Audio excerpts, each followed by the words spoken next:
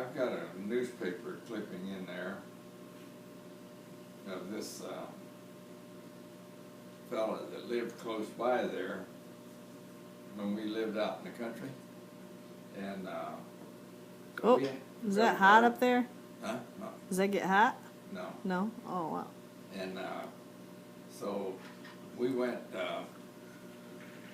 we had patch of strawberries, and we'd plant green beans and stuff like that. And but we didn't even have decent bathrooms. We had outdoor toilets, and you know, you can imagine that in the wintertime. Brr. And so How'd you take baths? it was just a tub bath. You boil water? Or? Yeah, heat water outside if we could, or like in if we had a cook stove going, always has some hot water on that stove all the time, you know. And but it wasn't. That's where they come about with them. Saturday, you got to take a bath, you know.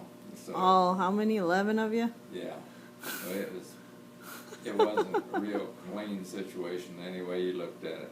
But anyhow, this fellow that lived up the hill, before he was living, his mom had took off. His mom, I don't know if his mom and dad had left him with his aunt and uncle. Mm-hmm. And he was about 15 years old. Well, he used to come down to our house, and we had a basketball. We played basketball all the time. Mm-hmm. So we'd get a basketball game going.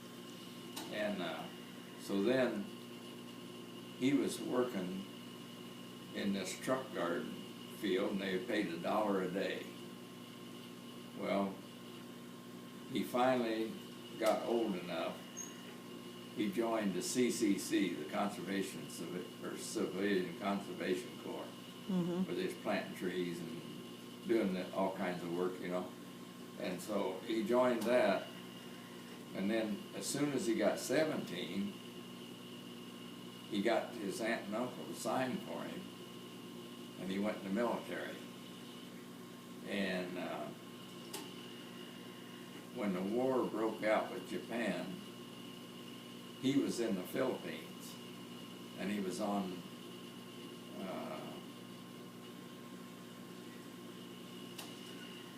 the peninsula. See, I forgot the name of it. But that's where the Death March was. When the war broke out, the Americans surrendered to the Japanese. Mm-hmm. And the Japanese had a death march.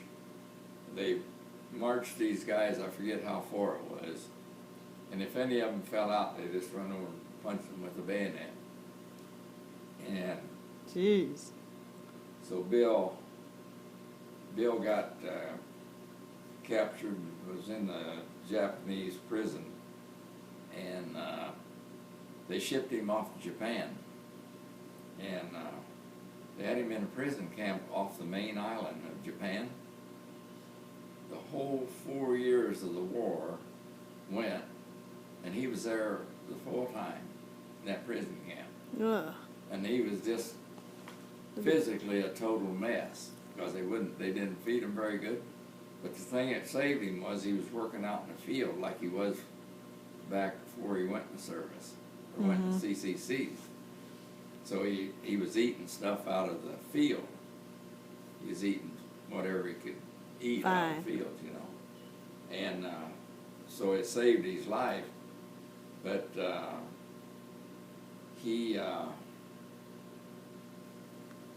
war ended with Japan, and it was like 3 months before they found them guys in that prison camp. That the word finally got around that they said there's prisoners over there on that island. Ah. And the Jeez. people guarding them, when the war ended, they went home. Left him there, huh? Left them, and just left them to die. But the people around in in these towns, little towns, they started feeding them. And they about killed them, because they come along trying to give them a candy bar. They said if they'd eat that candy bar, they'd have died, you know. But because all they've been eating was just rice, you know. And but I've got a full page out of the newspaper that Leroy sent me a few years back, and it's in there and about Bill Swickard, what he went through and everything. But I walked in the And he's passed on now? he's the last time I talked to one of his kids was 3 years ago, and he was still living. Oh, okay. And me and Leroy went by there one time. I said, Leroy, I said, don't Bill Swickard live right here somewhere? And he said, yeah, he lives right there in that house. And then we started to go on by Is that Terre Haute? in West Terre Haute, and there was a swing out there on a tree limb, oak tree. And Leroy said, well, there he is out there sitting in that swing. Oh. So we stopped, and I walked out there, and I told him, I said, I'll bet you don't know who I am. And he says, but he's seen Leroy, you know, and he said, but I know you're one of them Fry boys. But when I walked in the YMCA and there he was in his uniform, it was like seeing a ghost. It's like he came back alive. Yeah. Boy, that's got to change you. Yeah, he could write a book, I'll tell you. Yeah.